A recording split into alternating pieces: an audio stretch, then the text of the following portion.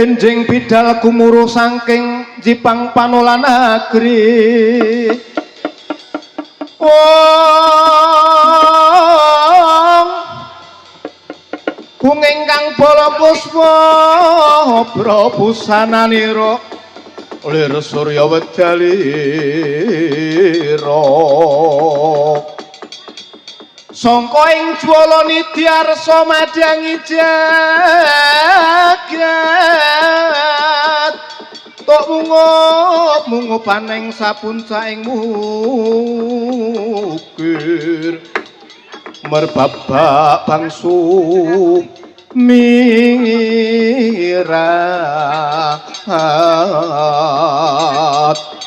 kena soroting surya nampek megolan gunung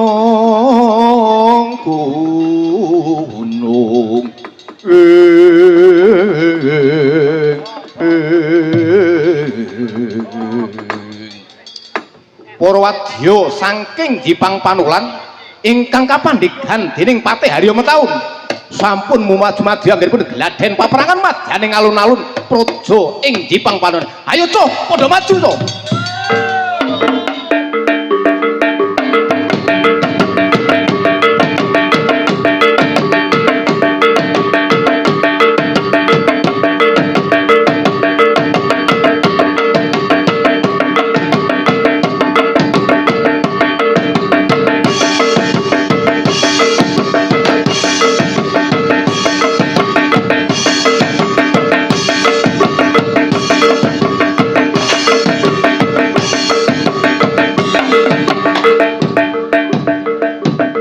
Ono kidung rumaksa ing wengi tego ayu luputa ing lara luputa bilai kabeh jem setan datan purun panelukan tanono wani miwah panggawe ala gunane wong luput maling adoh ana wani mriki maling adoh tanono wani ing mami Puno duduk pansirno. Iya.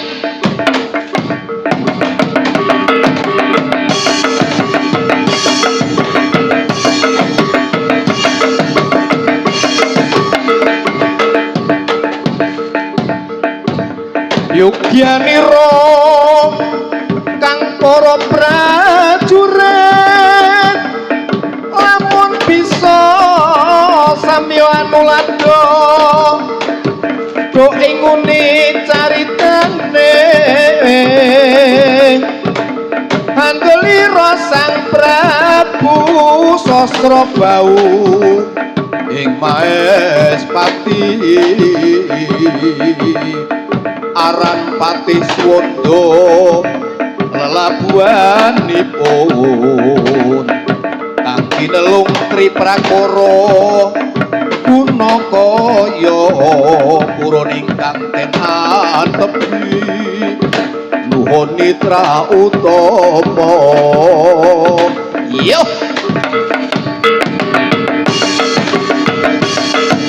ayo alon-alon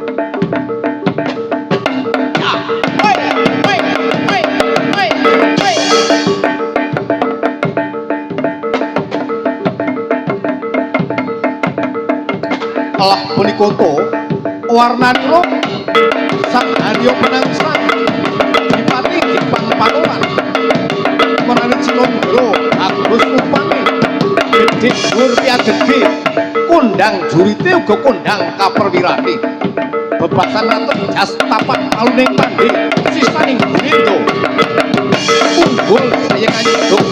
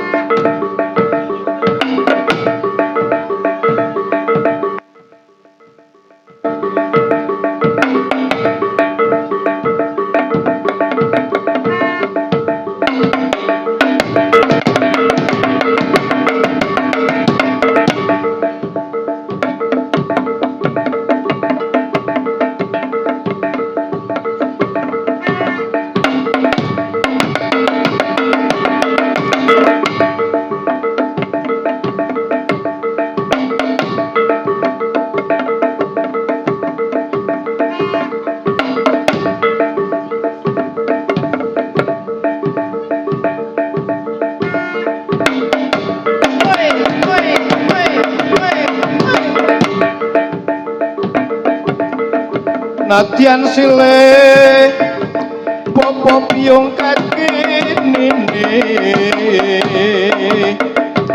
sadulur miangsana kalamun murutan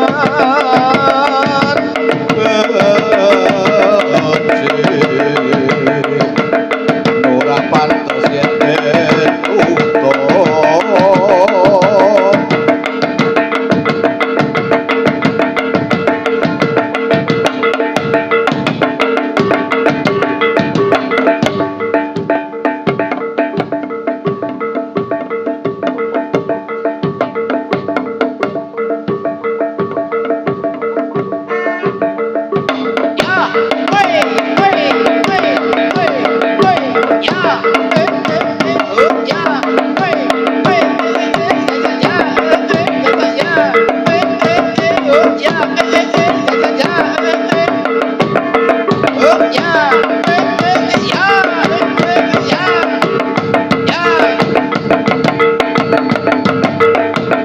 singgah singgah kolo singgah tan suminggah turga kolo suminggir sing asirah sing asuku sing atan-atan motor sing atenggak sing awulu sing bau kabeh padha sumikira mulya arane kreki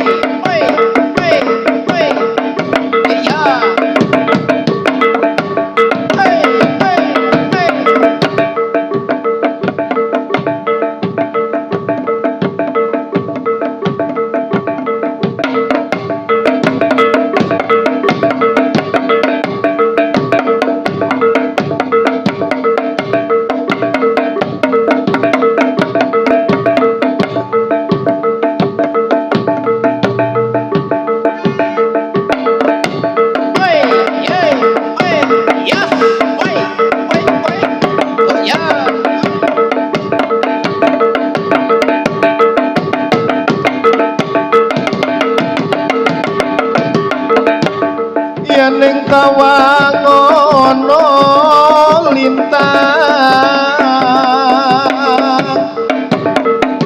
wong bagus aku ngenteni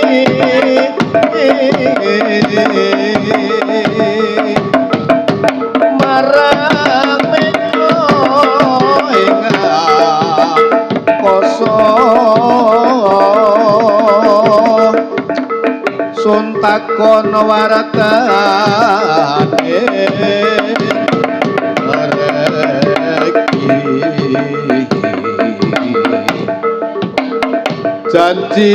janji kueling sumedha teras sing tias ing sun alon-alon Mbah, alon-alon.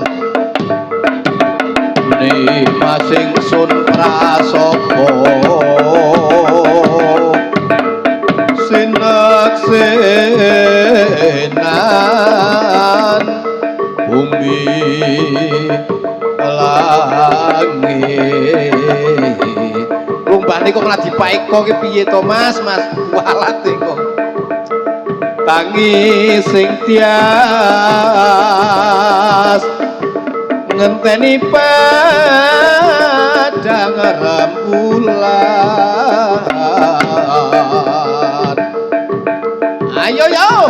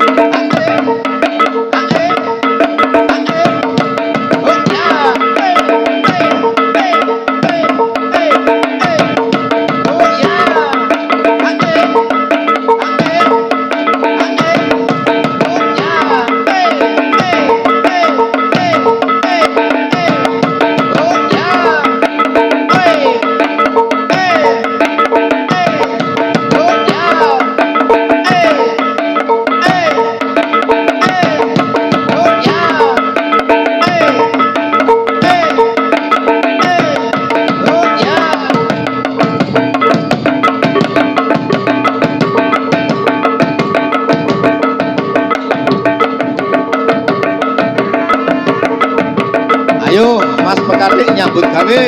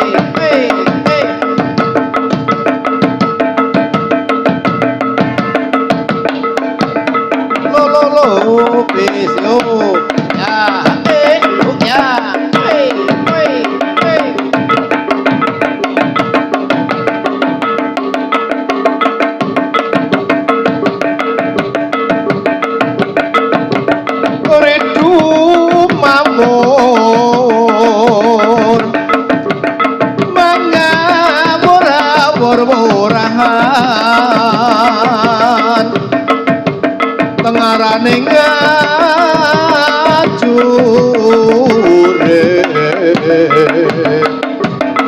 kong makuru kongso tetekat yo bulo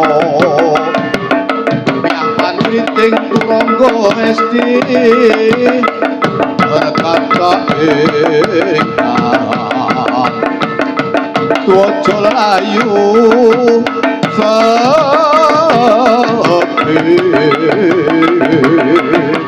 iya, ayo tuh alon-alon iya keparat murang toto yen nyoto sirawa sakti ayo tinggal metuwa tanding marang awak mami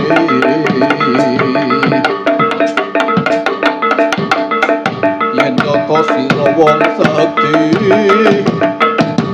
ayo enggal perang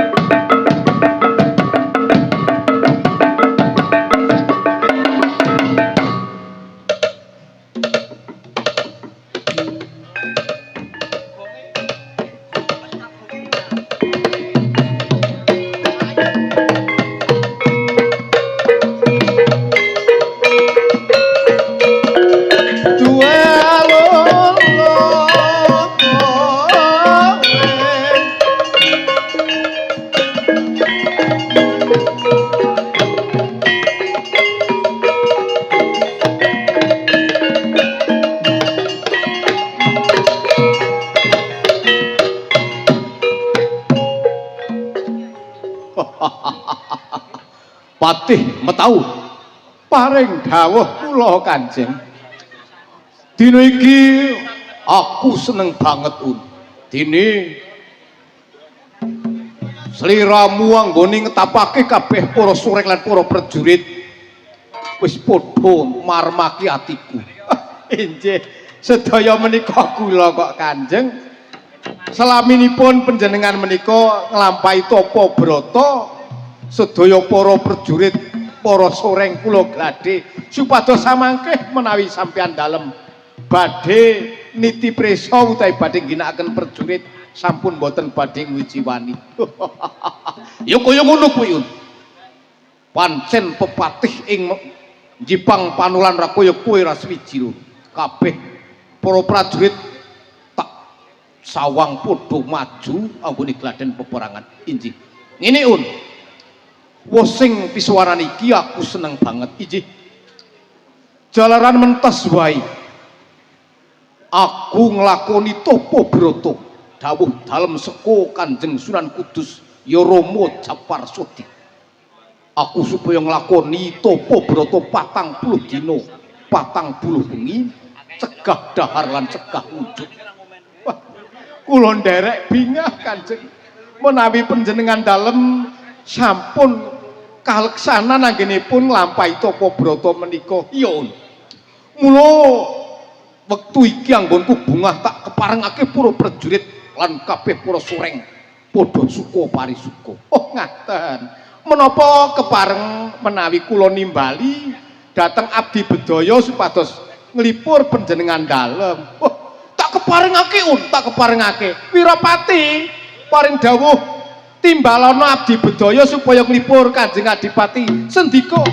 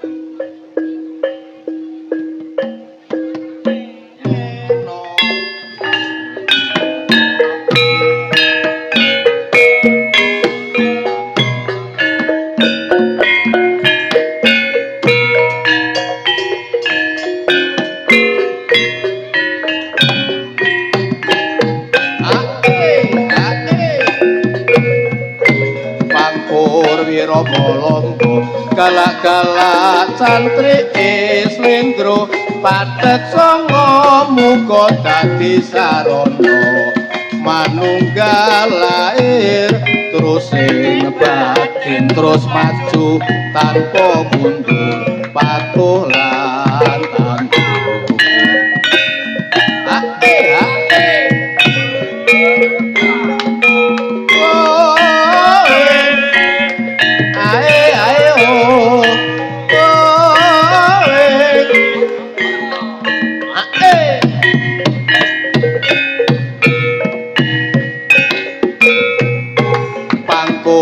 Rama lomba galak-galak santri Slendro padet sanga muga dadi sarana manunggal lair terus ing batin terus maju tanpa mundur patuh lan tangguh.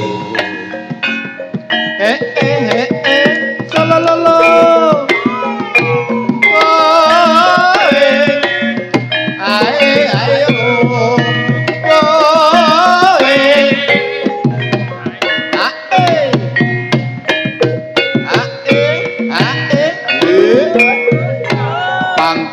Wirama lomba galak-galak santri Slendro padet sanga muga dadi sarana manunggal lair terus ing batin terus maju tanpa mundur patuh lan tangguh.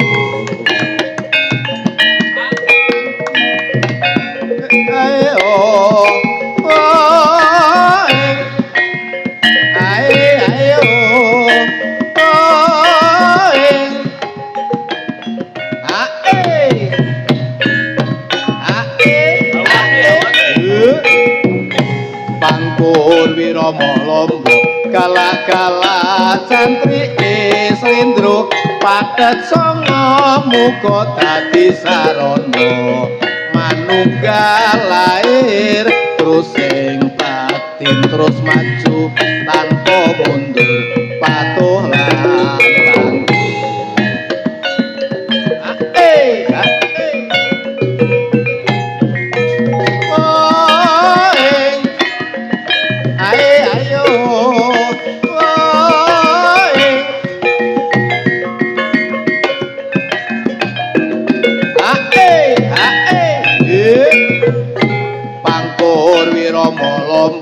kala-kala santri Slendro padet songo muga dadi sarana manunggal lair terus sing batin terus maju tanpa mundur patuh lan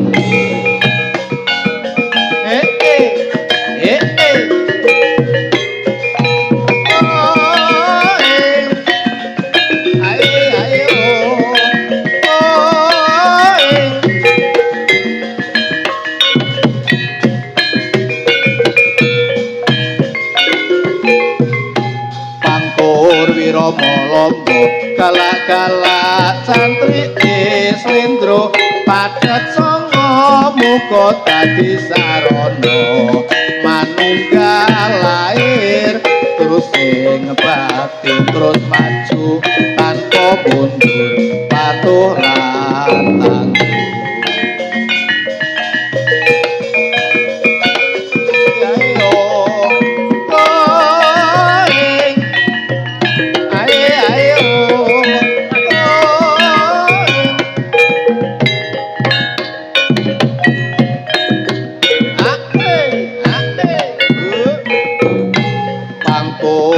Molombo kala-kala santri Slendro padet songo muga dadi sarana manunggal lair terus sing batin terus maju tanpa mundur patuh lan tangguh.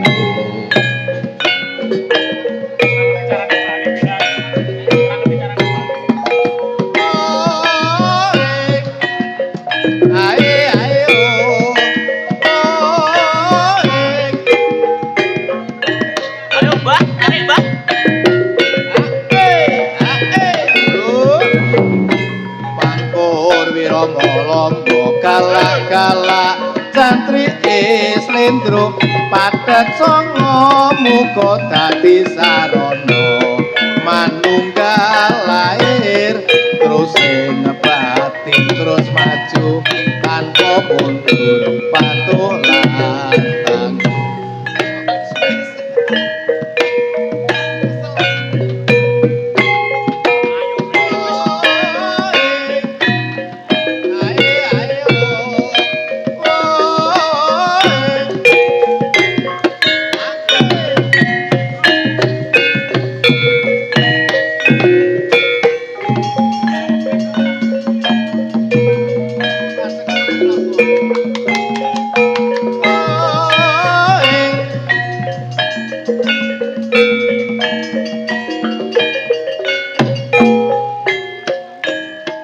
Patih Metaun paring dawuh kula Kanjeng. Wah, nuwun sewu kula jane ajeng metoni ning mboten gadah harta sing tak ge nyawer. Ora apa-apa, Un. Marem banget, Un. Anggone nglipur para abdi bedaya bisa gawe leganing atiku. Injih ngestaken dawuh kula ingkang sowan Kanjeng. Waduh. Waduh, kula ingkang sowan Kanjeng. Waduh. Ingkang sowan Kanjeng. Aduh. Metaun paring dawuh kula. Sapa iki? Menika abdi dalem Pekathik Kanjeng. Coba ditakoni kowe kenal ngopo paring munjuk Kanjeng. Ono apa bocah Pekathik? Kula menika niki wau lak nembe ngareting bengawan sore. Lajeng dipun perpeki kalian tiyang kathah. Ngagenipun menika tiyang Pajang. Piye? Wong Pajang. Injih.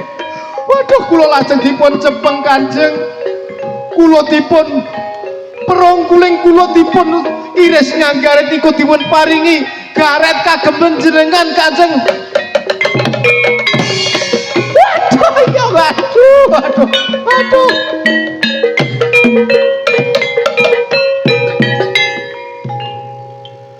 Metaun paring dawuh kula Kanjeng. Iki bocah Pekathik diparingi wujude layang. Coba tak wacani Un. Injih, monggo dipun waos Kanjeng. Dirungokake bocah prajurit soreng. lara pepo nang kintaka katur marang Yayi Penangsang Dipati. Wah, menika saking Pajang. Wah, pancen wong Pajang ki nak kon ngarang tembang pinter-pinter. Tak terusake nggih, tak terus. Jipang panolan dedunung satriya kang jentara ki bagus. Ayo kaya aku iki bagus gek enom biyen. Tak teruske un injih monggo. Alo ing rat pilih tanding yen perang pupuk. Wah, nak perang ki menangan Kanjeng. Wah, menika leres panci jenengan menangan menika. Adil mring kawulanipra gedhe apa dene cilik. Un Sultan Hadiwijaya ngalembono marang aku. Wah, injih mila leres panjenengan niku adil para marta.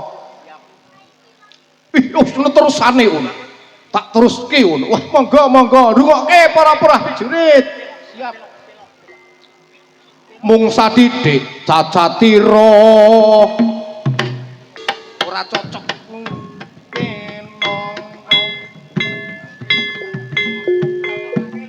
merong kampung bundan datan tanpa raji ojo hamungane ngesusuh mara enggal ndang metuwa. Nantang iki nantang tak onteni ning kulon Bengawan Surup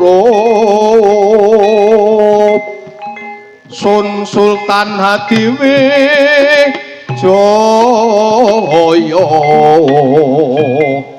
ayo perang nganti mati.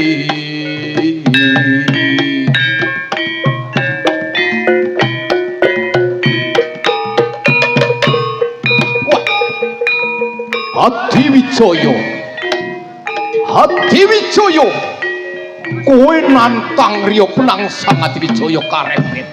Keparat kowe Hadiwijaya. Wah, keparat kowe Hadiwijaya. Wah, Kanjeng kula aturi sabar Kanjeng.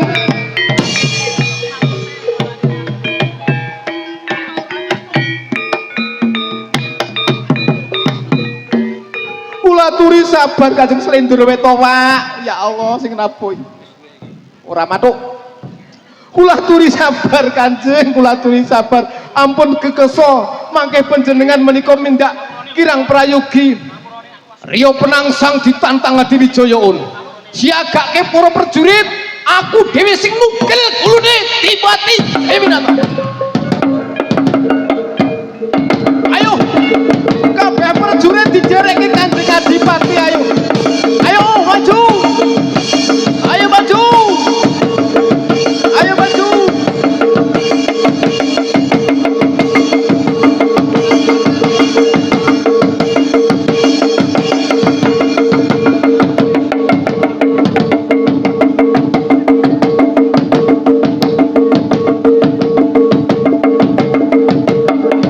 Sampai jumpa saudara-saudara, dadah. Yo.